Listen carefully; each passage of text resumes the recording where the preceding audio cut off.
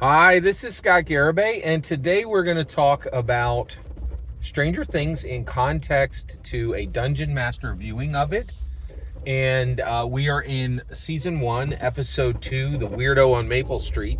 And at this point, Mike Wheeler, he's supposed to go to school, but Eleven is staying at his house. So he waits for his mom to leave, and then he double backs and he sneaks down to see Eleven. And this is like kind of a big deal because it very much is like having a pet for the first time, but it's a human being.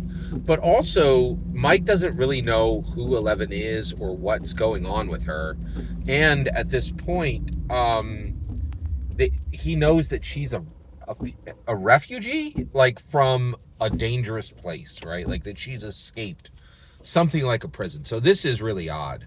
But what's really fascinating about this episode is that he goes back and he goes downstairs and he kind of he gives Eleven companionship so she doesn't have to be at home, so she doesn't have to be alone, and that's not a small thing. Like, and I think one of the things that this shaped, like, it's a scene within the episode, right?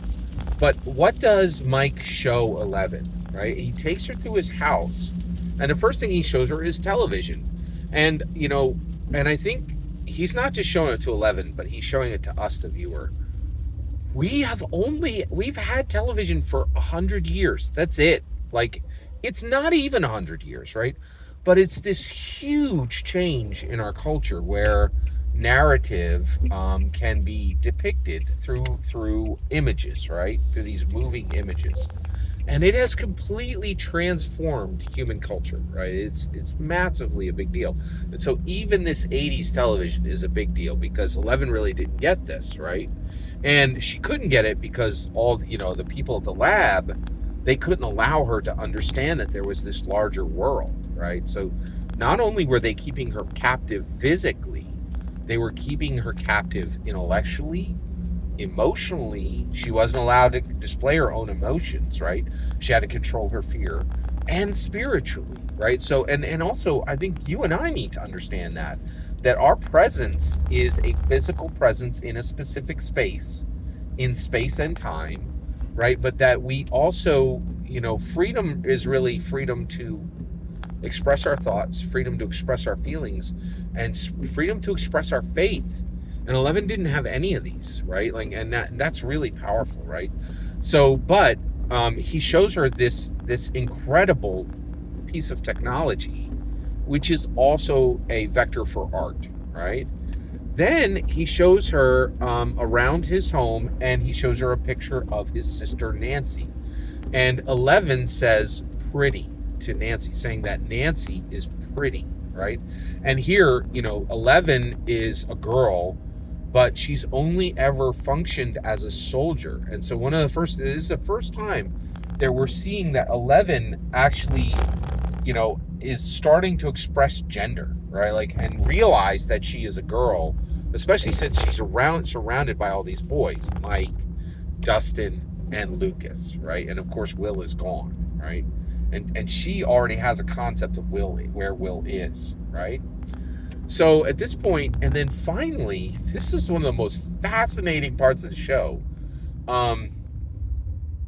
Mike shows Eleven his father's recliner, right? And it's empty. And he's like, this is where my father sits, right?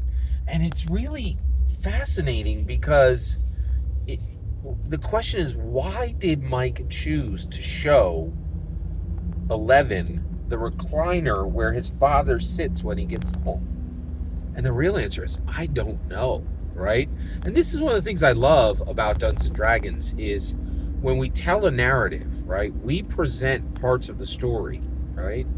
And I think we have to understand that sometimes, as the viewers, we simply don't understand what's being presented.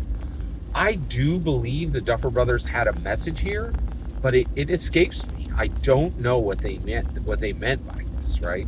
And I think it's very important as dungeon masters for us to understand that we present these narratives, right? But that doesn't mean that are, you know, that the people enjoying the story, the narrative that we're telling with them, they may not get everything we're trying to convey. In fact, it's almost a certainty that there will be these lacunas, these spaces, these empty spaces, right? So I think that's really fascinating, right? And very, very important. So all of that is my humble opinion about the best parts of Weirdo on Maple Street. The important part is when I get to hear your opinion on what the best parts of Weirdo on Maple Street are. When you get in the comments and send your traffic, please consider liking and subscribing, and have a fetch millennium.